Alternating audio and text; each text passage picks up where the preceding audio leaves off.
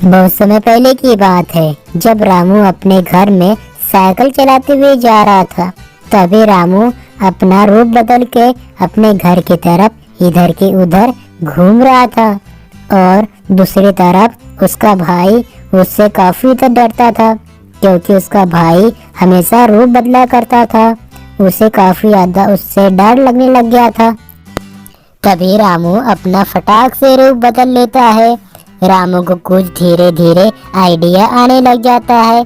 वह रामू सोचता है, चलो अपने भाई को डरा कर आते हैं।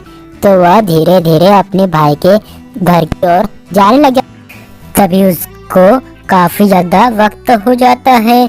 घर पर लौटने से उसको रात भी होने लग जाती है और उसे काफी ज्यादा डर लगने लग जाता है, कहीं चुड़ैल ना आ जाए, मुझे यही ना खा जाए। इसी के चक्कर में वो हवेली के पास पहुंचकर अपना रूप बदल लेता है और हवेली के सामने खड़ा होकर वह गाने लग जाता है और नाचने भी लग जाता है, क्योंकि वह अपना काफी ज्यादा डर भगाने लग जाता है। अगर वह भूत का रूप फिर से बदल लेता है, उसे कुछ समझ में नहीं आता तो वह नाचने के कूदने लग जाता है। तभी वह फटाक से अपना रूप बदल लेता है और वह चुड़ैल के सामने आ जाती है, उसको माफी मांगने लग जाता है, मुझे छोड़ दो, अन्यथा दोबारा नहीं आऊंगा इस घर के अंदर। तभी वह चुड़ैल से बचता हुआ अपनी छोटी सी झाड़ू बैठ के नदी के ऊपर से धीरे धीरे वह गुजरने लग जाता है और वह काफी ज्यादा खुश हो जाता है, क्योंकि मैं चुड़ैल के सामने से बच निकला। और वह नदी के ऊपर से उड़ते उड़ते अपनी भाई के घर पर वह जाने लग जाता है। अब उसे धीरे धीरे बहुत ही मजा आने लग जाता है और दूसरी तरफ उसको भाई को पता चल जाता है कि मेरा भाई उससे मिलने के लिए आ रहा है। तो उसके पसीने और तेजी से टपकने लग जाते हैं, क्योंकि वह भाई से काफी दिनों के बाद मिलने वाला है। उसको समझ में नहीं आता है कि अपने भाई को मैं क्या कहूँ। बाप रे बाप, कहीं मेरा भाई ना आ जाए, जल्दी से कहीं लुकना पड़ेगा। उसका भाई घर पर पहुंचने के बाद सामने ताला लगा हुआ दिखाई देता है, तो वह सोचता है कि पीछे के रास्ते से मैं जाकर देखता हूँ कि मेरा भाई सच में मजाक कर रहा है या असलियत में ताला लगा हुआ है। तो वह पीछे की ओर धीरे धीरे कदमों से वह जाने लग जाता है और देखने के लिए वह अपना रूप बदल के घर के अंदर फटाक से आ जाता है। वह घर चारों तरफ से देखता है तो उसे समझ में आता है कि वे मेरा भाई का घर है ही नहीं। तो वह काफी ज्यादा रोने लग जाता है, क्योंकि वह दूसरे घर के अंदर रातों रात में पहुंच गया था। वह अपने भाई को ढूंढते ढूंढते एक घर के सामने पहुंच जाता है।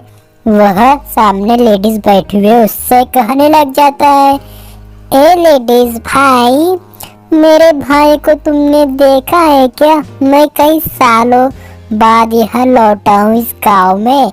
मैं तो घर ही भूल ही गया, मैं दूसरे के घर के अंदर घुस गया था।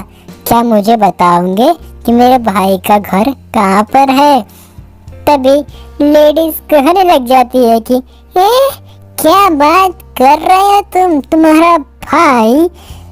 मैंने तो तुमसे आज से पहले तो कभी इस गांव में नहीं देखा है, तो मैं कैसे बता दूं कि तुम्हारा भाई कौन सा है? तुम्हारे दो दांत सामने निकले हैं, दो आंख सामने निकली है, तो खुद ही ढूंढ लीजिए। मैं तुम्हें तो पहली बार देखा है इस गांव में।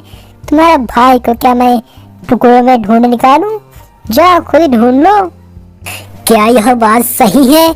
मैंने अभी अभी मेरे मन के अंदर देखा कि मेरा भाई मुझे प्यार से पुकार रहा है और मुझे काफी बरसों के बाद ढूंढ रहा है। क्या मुझे मेरे भाई के पास जाना चाहिए? मैं तो पहले से ही पसीना पसीना हो गया हूँ, क्योंकि मेरे भाई से मुझे काफी ज्यादा डर लगता है। चलो ठीक है, डर को रखो भाड़ में, मैं जाता हूँ मिलने के लिए। तभी उसका भाई उसके पास दौड़ा चला हुआ आता है। तभी उसका भाई कहने लग जाता है, भाई मुझे ढूंढ लिया आखिरकार, डरने की कोई जरूरत नहीं है, क्योंकि मैं तुझसे काफी ज्यादा प्यार करता हूँ। तो इतना क्यों डरता है मेरे से? मेरे पास तो शक्ति है रूप बदलने की, पर तेरे पास भी तो शक्ति है कि कोई मुसीबत में है उसकी मदद करना और उसकी आवाज को फटाक से सुन लेना। तो इतना क्यों डर रहा? देखो रोड पे तो पूरा पानी पानी हो गया है, इतना क्यों डरना, मैं तो तुम्हारा भाई हूँ।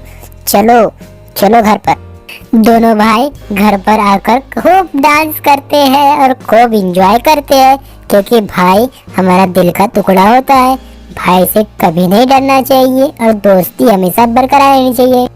और उसके बाद उसके भाई के सारे रूप धीरे धीरे निकलने लग जाते और वो दोनों भाई बड़े मजे से खुशी से रहने लग जाते हैं। हमें इस कहानी से सीख मिलती है कि हमेशा किसी का साथ नहीं छोड़ना चाहिए, हमें मिलजुल कर हमेशा साथ में रहना चाहिए। भाई भाई होता है।